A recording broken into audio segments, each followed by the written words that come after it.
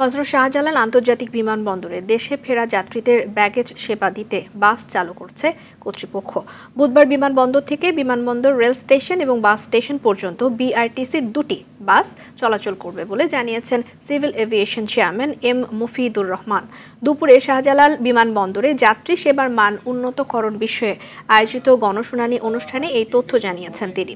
এতে অংশ নিয়ে গ্রাউন্ডে স্ক্যানিং জটিলতা এবং বিমানের টিকিট বিড়ম্বনা সহ নানা অভিযোগ জানান প্রবাসীরা। এসব সমস্যা সমাধানের আশ্বাস দেন সিভিল এভিয়েশন চেয়ারম্যান। এছাড়া শাহজালাল এয়ারপোর্টের ই-গেট সিস্টেম পাসপোর্ট অধিদপ্তর ইমিগ্রেশন বিভাগকে হস্তান্তর না করায় ই-গেটের কার্যক্রম শুরু করা যায়নি বলেও জানিয়েছেন তিনি।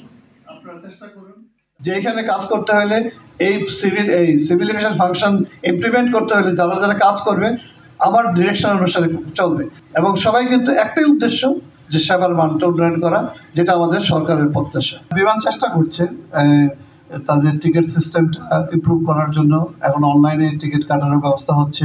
আশা করি ভবিষ্যতে এই ব্যাপারে সচেতন হবে। তবে আমাদের বিমানের প্রতিনিধি আছে, আমি অনুরোধ করবো এই ব্যাপারে আপনার বক্তব্য দেওয়ার জন্য।